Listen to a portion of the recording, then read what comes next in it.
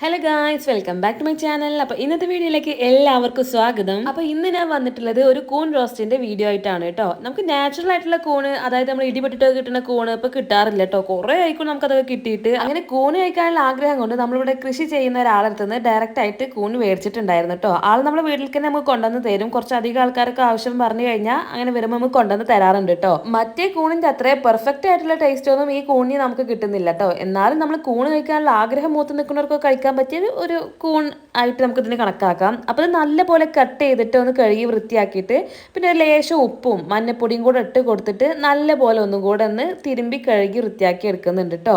അതിൽ വല്ല വിഷമോ കാര്യങ്ങളൊക്കെ ഉണ്ടെങ്കിൽ പൊക്കോട്ടെ എന്നുള്ള രീതിയിലാണ് നമ്മൾ ഇങ്ങനെയൊക്കെ കഴുകി എടുക്കുന്നത്.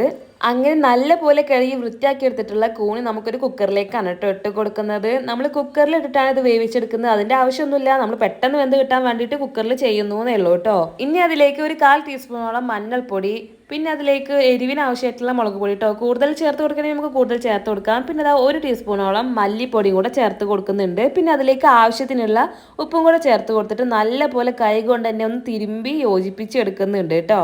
ഇനി അതിലേക്ക് നമുക്ക് ഒരല്പം വെള്ളം ചേർത്ത് കൊടുക്കണം കേട്ടോ. വളരെ കുറച്ച് ചേർത്ത് കൊടുത്താൽ മതി, ഒരു 1/4 ഗ്ലാസോളം. കാരണം നമുക്ക് കൂണിന് തന്നെ ഓൾറെഡി വെള്ളം ഇറങ്ങി വരുന്നതാണ്. ഇനി നമുക്കത് ഗ്യാസ് മിൽക്ക് അങ്ങ് വെച്ച് കൊടുക്കാം. ഒരു 2 വിസിൽ അടിക്കുന്നവരെന്ന് വെയിറ്റ് ചെയ്യാം കേട്ടോ. അപ്പോഴേക്കും നമുക്ക് കുറച്ച് ചെറിയ ഉള്ളി, ഒരു പച്ചമുളകും കൂടെ ചേർത്തിട്ട് നല്ല പോലെ ഒന്ന് ചതച്ചെടുത്ത് കൊണ്ടുവരാം. ഈ സംഭവം മാത്രമേ നമ്മൾ ഇനി അതിലേക്ക് ചേർത്ത് കൊടുക്കുന്നുള്ളൂ കേട്ടോ. അത് ചേർത്ത് കൊടുത്തിട്ടോ, അത് ചേർത്ത് കൊടുക്കുന്ന വീഡിയോൻ്റെ ഒന്ന് ഡിലീറ്റ് ആയി പോയിട്ടുണ്ടായിരുന്നു. അപ്പോൾ അത് ചേർത്ത് കൊടുത്തതിന് ശേഷം നല്ല പോലെ ഒന്ന് തിളപ്പിച്ചെടുക്കുന്നുണ്ട്. എന്നിട്ട് ഗ്യാസ് അങ്ങ് ഓഫ് ചെയ്ത് കൊടുത്തു കേട്ടോ. അവസാനമായിട്ട് നമ്മൾ അതിൻ്റെ മുകളിലേക്ക് കുറച്ച് പച്ച വെളിച്ചെണ്ണ കൂടെ ഒന്ന് ഒഴിച്ച് കൊടുക്കുന്നുണ്ട്.